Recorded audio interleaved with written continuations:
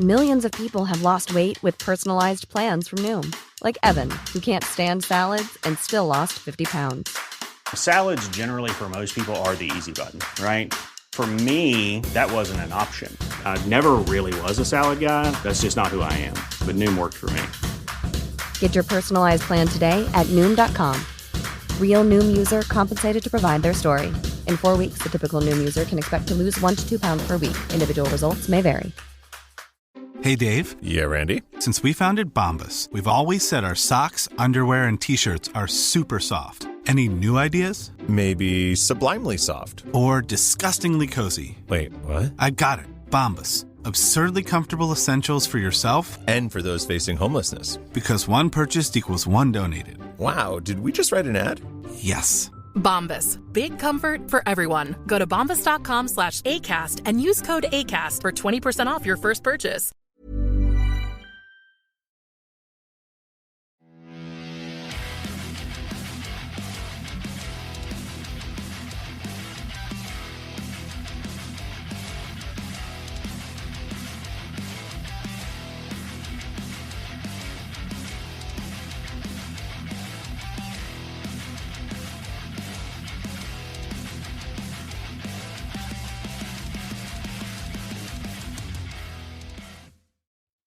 Welcome, guys, to this week's episode of Heavy Metal Tones with me, your host, Tony Evans. I hope you've had a good week. It's just come and gone. It's spring here in Canberra. It's a beautiful day. It's been a beautiful week, actually. I love it when the warm weather comes in. I get more creative. I can exercise more. Life in general is just good, right? Everyone likes the warm weather. Well, most of us do anyway. Now, thank you for, again, just want to say thank you for reaching out to me, those that did, from last week's episode, because I did let go of some things that were a little bit more personal. I think it's just my way of using it as therapy. I thank you for listening and for caring and reaching out and asking how I'm going and holding in there. And that album did it to me. It still does it to me. I have to be careful when I do listen to it because a lot of Stephen Wilson's music is very personal, and it does tend to take you down rabbit holes. It does me anyway. So, anyway, thank you very much for listening and for reaching out and saying how much you love the show. I really appreciate that. I really do. Now, this week's one came about by happenstance, which is the best way, isn't it, right? You can come by bus, but I open to come by happenstance. Anywho. Yes, so what happened was I was, on my normal record buying moment on the weekend, which I like to do. And I came across, just in the local record store, and picked up not a new copy because it was brand new when I bought it, but it was released about 4 or 5 years ago. It's the Tommy Deluxe Edition tri-gatefold print, and very interesting because it's like side 1 and side 4, and then 2 and 3 on the other one. It's like designed is to copy the stacking system that stereos used to have. I bought it and put it on. Now, I've got Tommy already. I've got the soundtrack. I've got the Philharmonic version. I've also got the mono print of this album. And it's the one I've spent most of my time, to be fair, listening to. So I'm when I put it on and sort of sat back, as I like to do, lights off, headphones on, quietly on my own, it blew my mind. It really, really blew my mind. I forgot how really good this album is. But what really blew, it's not the music. I mean, I know the music inside and out. The music is fantastic. What it was the stereo mix. The separation in this mix. It just really opened up a whole new vista to me of this particular album. And then it got me thinking. It got me thinking about retro. Like, we're all retrofitting our stereo systems now, most of us, okay? When I say most of us, I've always been a record player and cassette man, but people are going back to the analog systems as record sales. As I mentioned a few episodes back about record sales, bursting the seams, but they're not retrofitting how we listen to it, which is really, really interesting, I think, because what we've done is we're cherry picking what we want. And that's why I think, as I said, I'm going to call this episode is called "Is Stereo Dead?" Which is really, it's a very harsh thing to say, right? I don't think stereo as such is dead. It's what it means, how it is listened to, and why we have it that I think is misunderstood now by the modern listeners. And I don't mean men of my age, women of my age, whatever gender you are of our age, whatever you identify as of our age, and I'm talking about 50 plus here. We've all grown up, most of the majority of us, with family members, i.e. dads, uncles, brothers, sisters, who were really into stereo and what Hi-Fi magazine. And when you bought a record home and put it on your record deck, you listened to it in a way that I don't think people listen to their music now. And what I mean by that is, so myself, as you probably know, as I've mentioned it before on my shows, and if you don't know, I'll repeat it. I have a really beautiful Rager Planner 3 record deck that I got for my 50th birthday from my lovely wife. I have a fantastic reconditioned Marantz tape deck that I reconditioned. I also bought these two beautiful Marantz speakers, which I reconditioned as well. And I've got a fantastic modern, it's still fantastic, Marantz amplifier. But also I have a Yamaha CD player. And the thing about it is, I've got it in quadraphonic sound, but it's not designed to play in quadraphonic. It just means I have 4 speakers. It just means I play through 4 speakers. It's sort of fake quadraphonic. Now, the point about that is that when I put my record player, record on the deck, and I play it, if it's not through my headphones, it's through my speaker system. And if it's my speaker system, genuinely, I sit in front of it, in between, and get a stereo sound coming through, right? Now, that stereo sound, and we'll go into that in the second half about stereo, but this is just where I'm thinking at the moment. I just had some thoughts, right? That stereo sound is was by the band, particularly by the bands of the 60s and 70s, the Who, the Beatles, the Beach Boys, the Rolling Stones, Yes, Genesis, all those sort of bands. They basically, when they went to mix the album and to produce the album, they were thinking about textures within the sound wall, right? They were thinking about, where do I put this musician? Where does this one come through? How are our listeners going to reproduce this, right?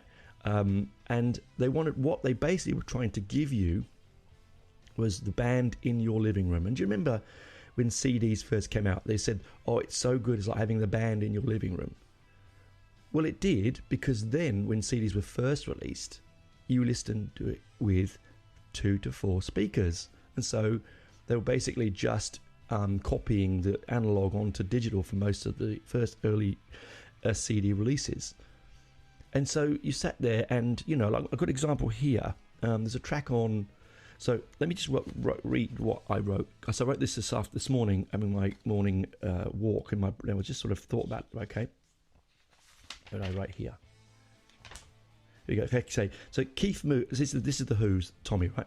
Keith Moon is pushed into the left side of the ear and Pete into the right, where John's bass sort of fills the whole wall of sound, and then and occasionally is panned from left to right, with Pete's guitar, with Roger's vocal almost sort of sitting, interestingly in front, but not blocking any of the audio passages.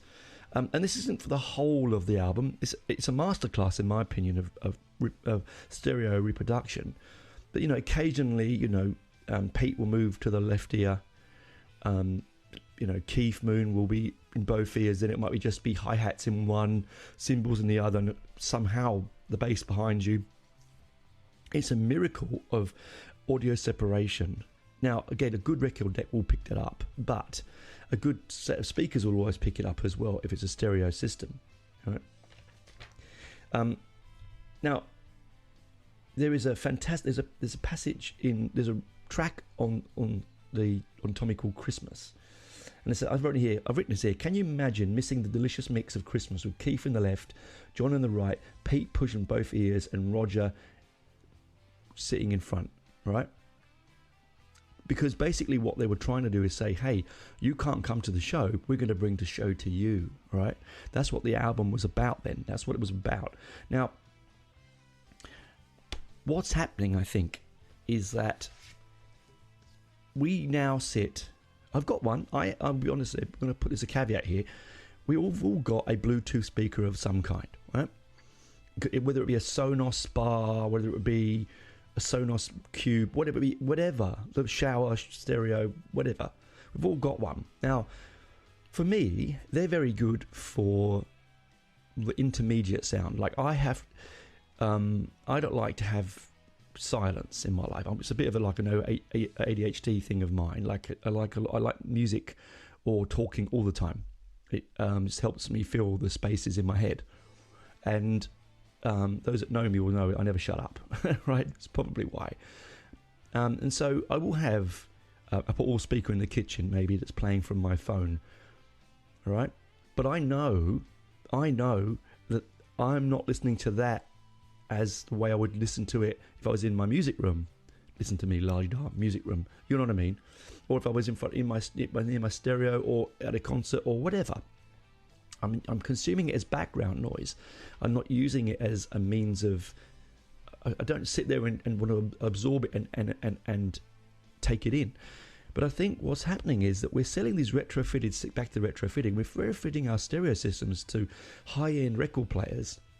But we're not retrofitting them to good amplifiers and good speakers. And, we're just not doing that. So are we losing the benefit of retrofitting to a record?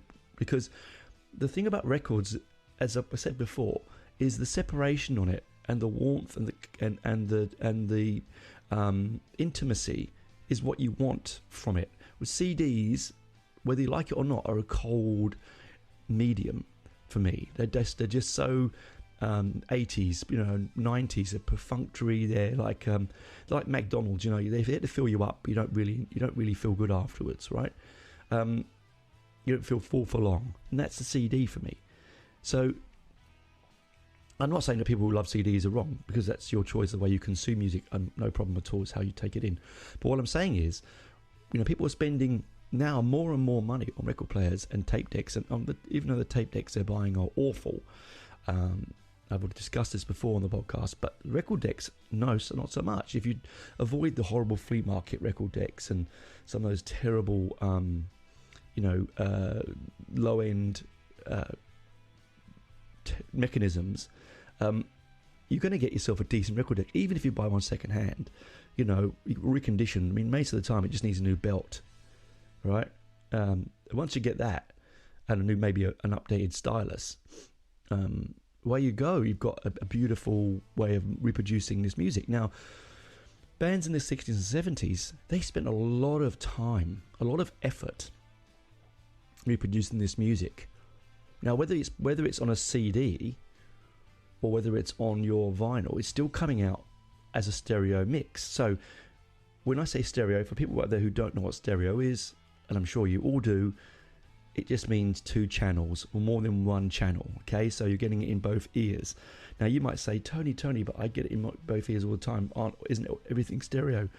No, not everything is stereo, and we'll talk about that when we come back in the second half, because I will talk about the brief chat about the history of stereo and where we're going and what's happening with it and where did it come from. I won't go bore you with all the technical details, because I read that a scientific manual on stereo last week, and it honestly, my brain almost fried. So I just sort of grabbed bits and pieces of what I from it. But I would love to know how you reproduce your music. It's different when it's on your headphones. Now, people listen up. I mean this. When you put on a good expensive pair of headphones, and I've got some beautiful Sonys that I use, and I've also got some Sennheiser that I use. Sennheiser over ear and in ear. I've got one for each type of activity. I tend to like in ear directly to my phone for traveling, because they don't battery doesn't die, right? You know what I mean? You haven't got to charge them. With those, yes, you're going to get the separation because you've got two speakers directly on your ears.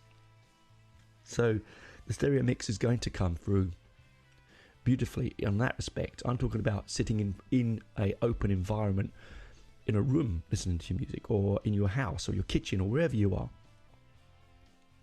Because I could be wrong. Now, I listen to a lot of varied music, as you know. A lot of heavy metal is not beautifully stereo mixed. Okay, it is not nuanced, but it doesn't need to be.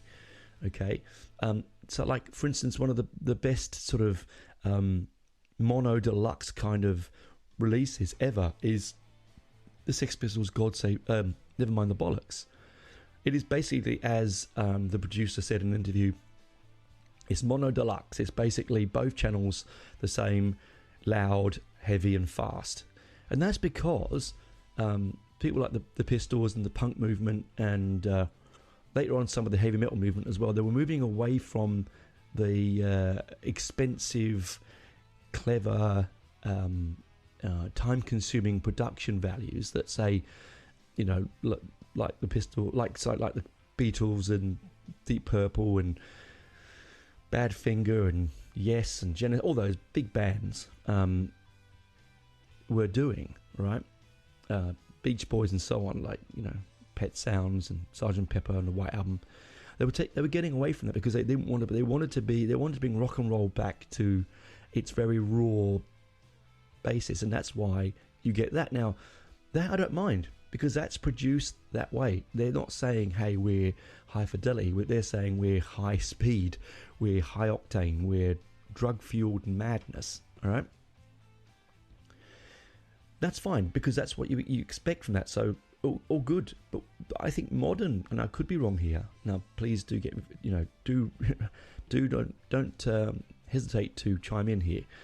But I think pop music, and I'm going to use pop as a very broad spectrum, I don't believe that pop music is beautifully stereo mixed, and that's because generally because I think the Gen Zs and the Gen whatever they are, they're consuming music in a different way. They're not sitting down in rooms and listening to music like we would have done.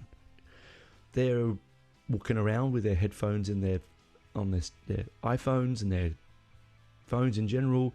They're at raves. They're at I'm going to say discos and age myself there. They're at parties and so on, which again, it's just background music, right? I don't think anyone's sitting around and genuinely contemplating the nuances of Smack My Bitch Up. You know what I mean? Or even anything by Beyonce or whoever, right? They're just not doing that, are they? They're just enjoying the music, which is what it's there for. I'm not denying it's what it's there for, but this isn't about that. I think what I'm trying to say is that stereo, I think, is dead because of a generation of people, myself and you included, my age and maybe a little bit older, and are just a bit younger. We're coming, you know, we're a bit of a dying breed, right? So we unless we pass this knowledge on and give the listeners more opportunity to play their music in a more, you know, in the way we enjoy it, it's never going to be a viable thing, right? You know, so I mean, it sounds like an old man going, "Oh, it was better in my day," but I don't. That's the case. As I said, we're now going backwards with the way that we produce and listen to music. Why aren't we doing that in the way that we are genuinely listening to it? You know, because I can't imagine anything worse than putting on a beautiful, complex piece of music like the White Album, or Pet Sounds, or, you know, Deep Purple's In Rock, or even something like Thin Lizzy's Black Rose, and it being flat and featureless and non-directional at me from a cold mono, you know, a single speaker, Bluetooth speaker. I know that there's also technology out there. I know that there is lots of technology out there where they can reproduce stereo sound from a single source, but is it really the same? It might reach your ears very similarly, right? But is it the same? I really don't, and doubt that heavily. I really do. I think it's just trickery, and it's not true stereo. Anyway, it's me, my moan over this side. I'm going to stop now, and we'll come back on the other side and chat about stereo and exactly, its sort of origins, and where we go from there. Anyway, hope you've enjoyed that. I really enjoyed thinking about it. Talking to the other side, guys. Bye for now.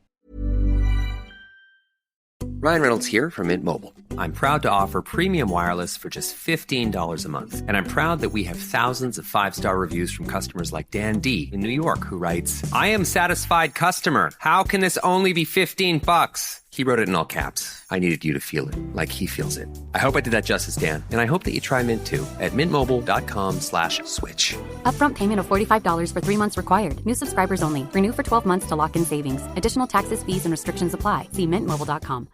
Millions of people have lost weight with personalized plans from Noom, like Evan, who can't stand salads and still lost 50 pounds. Salads generally for most people are the easy button, right? For me, that wasn't an option. I never really was a salad guy. That's just not who I am. But Noom worked for me.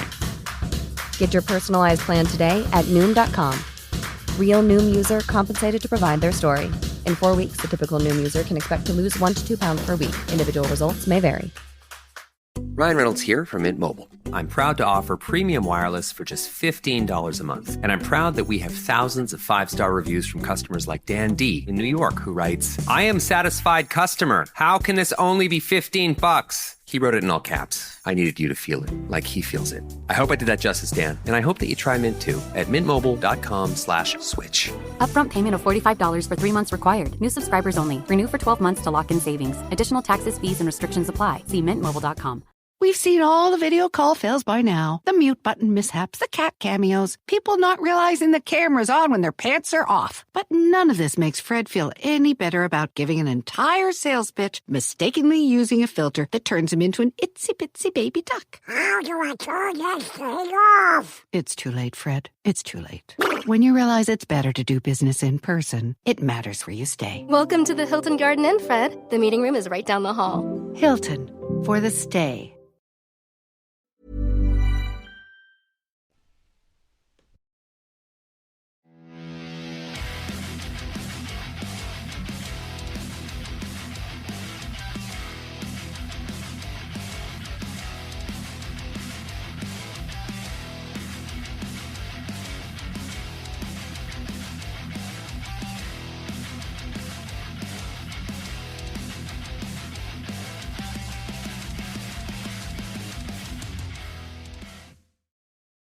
Welcome back to part 2, guys. Thanks for going back to me, and I hope you enjoyed the first side. I really did enjoy the first part of the show. Now, I just want to reiterate, not all of us are audiophiles, okay? Not all of us are like you, me, and everyone who listens to this show, because a lot of consumers of music are, as the terminology is, consumers of music. It is an entertainment form after all. But are we letting them down? Are we letting our listeners down and the listener down by not allowing them to fully hear what the band wants them to hear? Do you not think? Do you not think that I'm a prime example. I've listened to the Tommies, for years, since I think I first heard it when I was about 6 or 7, and I've listened to it on many stereos in my life. I've listened on tape, I've listened to it on CD, I've listened to it on vinyl, I've listened on download, I've seen some of it live, and most of the time I've somehow missed the beauty of the stereo mix that the producers and the band put together. Now, I think it's because we're also thinking about it again, retrospectively. Bands were given time. A long time ago, bands were given time, given money, given time, and they were like, here you go. Usually the first album's quite rushed, isn't it? Make your money, then get in there and then make some classic albums. And they generally then can spread their wings a bit because they've got a bit more money behind them. The label is backing them. They give them a better studio. They've got a better producer. They've got a better everything, right? Better instruments, and really, more importantly, more time. And how many times have you heard a band like Iron Maiden, classic example, saying they don't like the first album? He isn't a big fan of the sound because it's too thin, because it was rushed. Same with Marillion's Fugazi, I mentioned to you, that it was rushed, so it sounded unfinished and not correct, right? That's because the band knows what they're trying to give. They know, particularly in rock and roll, they're really looking for depth and thickness of sound and quality of sound and something different, always something different. But I think with the new age of music, it is all push, digital, get it out quickly, click this track to that track, done. All right?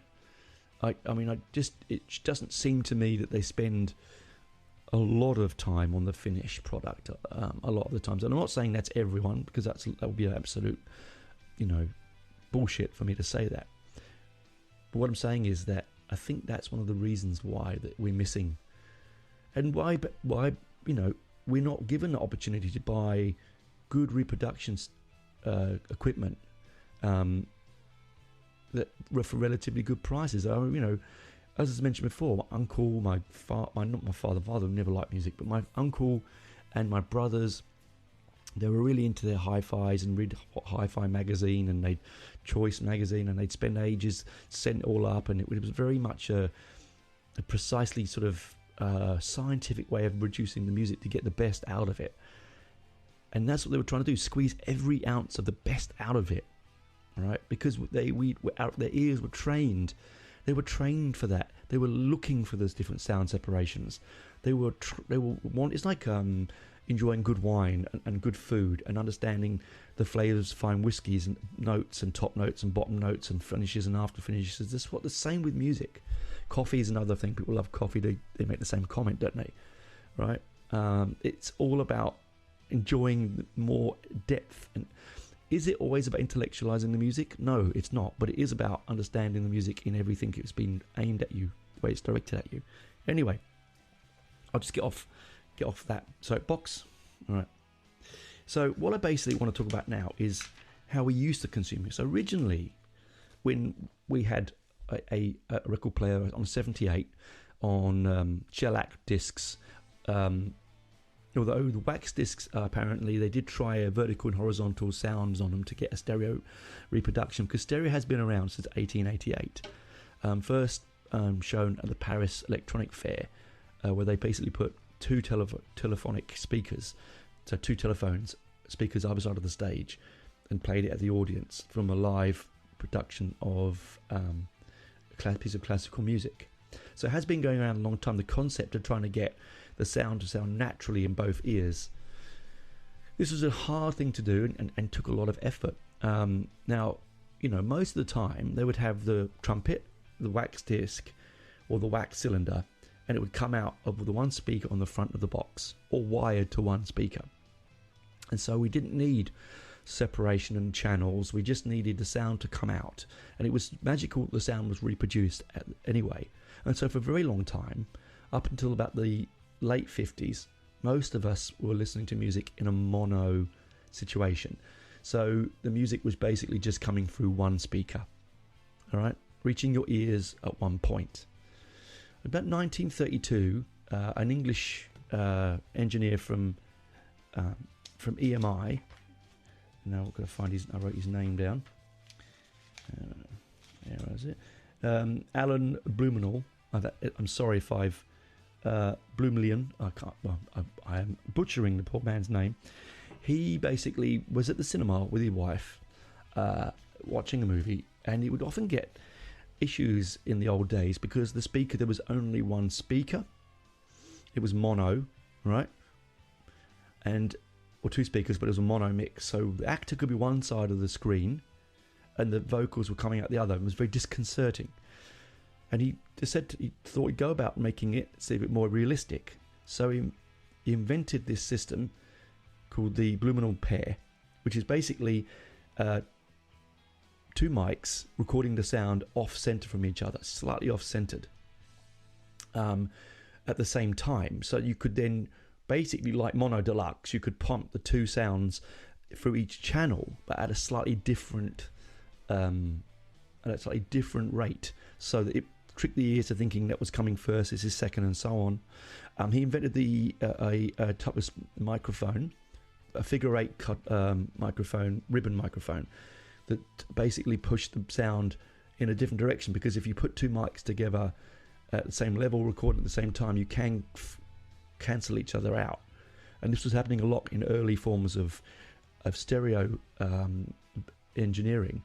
First, I mean, even though the plucky Brits were the first to do it, the moneyed Americans were the ones at Bell Labs to actually record, to actually get it done first. So, you know, it was a wonderful race. There's a brilliant website. I'll link you to it about the history of stereo and the race between Bell Labs and EMI Abbey Road. Really, really fantastic, but like the space race, but in sound, right? And I grew up listening to mainly mono deluxe prints because we didn't have a big stereo system. In fact, the one in my lounge room was one of those ones that was basically a record deck in a cabinet. You used to slide the door open, the record deck was inside, a big spring arm, and then had one speaker at the side. So I, for a long time, because I wasn't allowed to use my brother's very nice Bang & Olufsen stereo system he had spent a lot of money on, I wasn't allowed to go near it. Well, not while he was in anyway, you know. Of course, I did sort of go and rifle his record collection and you know, but each brother had a stereo in each of the rooms. You know, I didn't get my first one until I was 16. It was my brother's old Sanyo Tower. God, it was terrible. Absolutely shocking. My brother took the back off to see, because it was broken, and it had absolutely no innards. It was all just, you know, circuitry. It was just horrible when I think about what we used to pump out back then, right? Anyway, it doesn't matter. I still used it and I still loved it. He did end up blowing up, though, I believe. He tried to put something into tape, try to make the tape deck work, and he blew it up. He was learning to be an electrician at the time, so I'll let him have that. He also blew up my stage amp, my bass amp, trying to turn it from a valve to a solid state. You know, life goes on. It blew up right in the middle of a school performance. Anyway, that was a long time ago. Right. So, when I say school, I mean college. Sorry, not college. Still, when I was at art college. Now, so I've lost track of myself. Oh yes, that's right. So, you know, we need to give more option to reproduce, because these people spent a lot of time, you know, these engineers, their whole working lives to create perfect reproductive sound, and bands spend forever trying to get that sound. Now, stereo basically means hearing a different tonal range in each ear. Doesn't mean the same sound in each ear, which is where people get wrong, because that's basically mono deluxe. That's one sound reproduced in left and right, basically just makes a big sound. Stereo, on the other hand, as I mentioned earlier in the first part, you know, you can play and do so many things. As I said, you can have Pete Townsend in one side, Keith Moon splashing around in and around you, moving around. You can have someone like Chris Squire from Yes, just moving all over the place. You could have the keys swirling left to right, the vocals forward or back. You can have it. Basically, there's so much that you can do, in good engineers, and I think there are some fantastic engineers still out there working. But because we are living in a world where things are digital now, there are a lot of would-be engineers out there, because without me being too sort of snobby, the computer does a lot for you. You still have to know a bit, but it's quite easy for you to be a bedroom warrior, right? You're not doing like Boston. You're not like that. You're not like making that album, you know, where he did it in his bedroom with mixing desks, and it's just a good example of of beautifully mixed piece of music. Tubular bells, another good one, all right? Big sound. I mean, I think the only thing now where you get beautifully mixed stereo is, you know, the audiophiles of this world, like Stephen Wilson and, you know, classical music, because that's the way it has to be played, reproduced, right? And again, that's probably one of the reasons why stereo came about, because first recordings were classical music. And you need, with the beauty of orchestra, when you're sitting there, is that the sound is coming at you at different levels and at different volumes and at different paces, and it surrounds you and creates a world of musical bliss, basically, or nightmarish, whatever you're trying to come across. And that's can't be reproduced in a mono, not really in a mono way, even though it was on 78s. But can you imagine trying to hear Holt's the Planets or the Ring Cycle or anything like that in a flat mono reproduction through a small speaker in your kitchen on a bench? You might as well have your radio on. Now, again, that's another reason why I think that stereo mixes are sort of have come to its end, because people used to listen to, and to some extent still do, listen to their radio, music through their radio. Low. Not many people have a stereo radio. Most of them are one-speakered in their kitchens, in their bedrooms, by the bed, in their bathrooms. They're not using two speakers. All right. I don't mean the woofer and subwoofer. I mean two distinct speakers. So is stereo dead? What do I think? I think stereo is alive and well with people of our age. I think we need to bring the prices down of stereo equipment. Make even the most baseline better than the sort of Sonos single speaker things that we have now. Make it more affordable for the young people. Make it more pocket friendly, and it will come back. I don't see people sitting in their lounge rooms or in their bedrooms in front of their speakers just like we do, or some of us, me. I don't see that for everyone, because not everyone's an audiophile. Not everyone is musical. They just want to consume it as entertainment. But give them the option to do it. That's what I say. Give them the reason. It's like books. You know, I'm not a big reader. I'm actually dyslexic, so I find reading a little bit hard. I can read, I just find it hard to do. And I can't do it with a Kindle or on my phone, even my laptop. I have to really hold a book, physically see the paper, and interact with the medium. This is why I think I'm the same with music. Now, this is how I feel we are going. I think we need to bring back, I don't think we need to fill the world with print media if it's going to, you know, clog the planet. Digital world is good because it's storable in a very small space, i.e. the beauty of CDs. But actually being there with the medium and feeling that sound around you, I'd love you to experiment. If you've not done it before and you can get the opportunity to do it, listeners, to put away your omnidirectional Bluetooth water showerproof speaker that you've bought at your local audio store.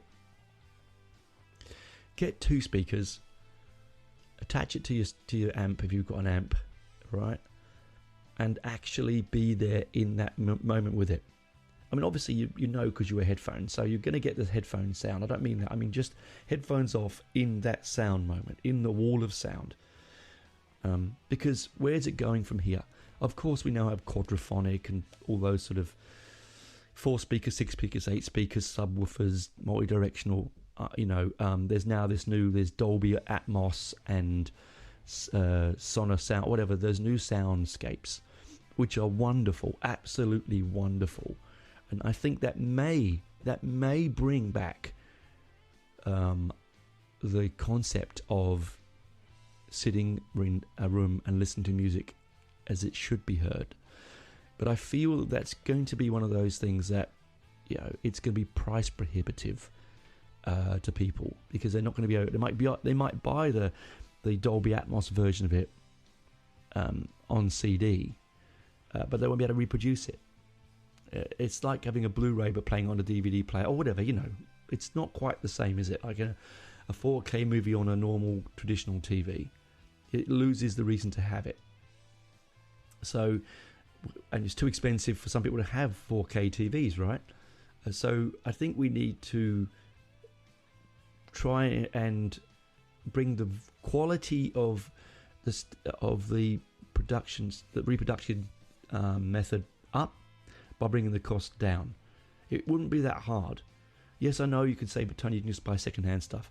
You can just buy second-hand stuff, and that's great. But not everyone has the ability to, or even the inclination to fix something if it breaks. So they're going to want something with a warranty. They want something that they can take out of the box, that they know is new, that they don't have to worry too much, easy to set up. That is got in an easy language. Actually comes with an instruction manual, for God's sake. What happened there? Why all of a sudden now, when you open up a piece of equipment, you either expect to know how to use it, or you have to go online to read the instructions? I've got a 1979 Marantz tape deck here. I've still got the instruction manual with it. It's a beautiful thing. It's a beautiful thing. I look at it, and it's another thing. It's the aesthetics of stereos. We've sort of lost the beauty of a stereo. I am also coming from this age group that I like VU meters, and I like big knobs, and I like stainless steel, and I like a solid system. I don't want micro. I want it big and chunky and attractive, not tiny and hidden away. That we sort of went towards. I bought the micro system. We've all bought micro systems. Never used them. I very rarely use them. In fact, I got the tape caught in my old one, and couldn't get it out because I had to take the whole system apart to get the tape out. It was a bit like a car stereo. You push the tape in, and it took it inside. Yeah. Anyway, I'm rambling. What I'm saying is stereo dead? Possibly. Can we save it? Yes. Should we save it? Absolutely. Because I just don't know whether my children, your grandchildren, even really know what stereo is and what it actually gives you, and how it makes the music so much better. We talk about stereo TVs, don't we? We talk about stereo cinema and quadraphonic sound and all that stuff, but why aren't we doing that with our music reproduction? It should be just standard. I don't remember the last time I saw a stereo unit sold in any shop that came with two speakers separately that you attach to an amplifier. I can't remember. I really can't. Oh. 1 second. Stupid bloody laptop. Every time I set this to go, not to go to sleep after an hour, it seems to go to sleep because I've been fiddling around with the laptop. Anyway, that's me this week. Not a particularly overly long one. I just wanted to sort of talk to you about my thoughts on stereo. I haven't repeated myself too much. If you're going to go there and really want to give it a listen, you do have a nice stereo system, I want to think, what's he talking about? What should I listen to? Genuinely, anything from sort of 1960 through about 1978, 1980, around that period, is where I'd hit, and I'd go the big hitters, because that's where you're going to really feel it, right? The Beatles, The Who, Deep Purple, any of the prog stuff, particular prog stuff. Not my thing, but Dark Side of the Moon's stereo mix is exemplary. If you want to put on an album that really does take you on a journey through the left and right sides of your head. Sounds like an album, doesn't it? Takes you on a journey audibly, and gives you a reason to think, make you think, and not just go, oh, okay, I'm just listening to music. Makes you go, oh, I heard this there, and I heard that there. Listen, every time I replay Tommy Now, my vinyl copy that I've got, that's the new stereo mix, the original mix of the stereo, I hear something different. I hear a chiming hi-hat. I hear a strum of a guitar. I hear John's bass do something there. I feel that I'm being really treated to an absolute feast of musicality. And I think, there is a place for straight balls to the wall rock and roll. Punk and heavy metal does have that. Not all heavy metal, some heavy metal like Iron Maiden and Judas Priest and things like that are nuanced, but no one's sitting down and listening to Gorgoth for the stereo mix, right? They're just not. Put that aside. But if we're going to listen to music that's got clarity and definition and movement and texture and depth and colour and separation and feel and all those lovely fidgy-widgy words, then go and grab stuff like, I said, the White Album, Sgt. Pepper, The Who, Quadrophenia, Close to the Edge, Selling England by the Pound, In Rock. These albums where they spent... and if you want an 80s album that was the pinnacle of that, then you have to get your hands on Deep Purple's Hysteria. At that time, one of the most expensive albums ever made. And again, an absolute example. Not my favourite album. I find it a bit too Americana for me. But unbelievably... For the medium, so textured. Boston's first album. Boston's another one to listen to. Any Stephen Wilson album, any of those, Jethro Tull, all that stuff. When stereo meant stereo, when sound meant something, and wasn't just packaging to put on a phone to get you from home to the office and back. Right, to fill the void in your head. There is a space for that. As I said, I do fill the void on every moment I can. But it's just the way that I keep myself sane. Do my best. So, guys, that's me rambled. That's me over for the week. I'd love to know what you think. What's your theories? Do you still listen to your stereo the way that I listen to mine? Do you still appreciate the way that these things are mixed? Are there albums that have come out recently that are beautifully stereo mixed that I've missed? Is there pop music that is beautifully mixed that has nuance that I'm also missing? Again, I can't listen to everything all the time, but I'd love to know what you think. Anyway, bye for now, guys. Keep real, keep rocking, keep listening. Bye now.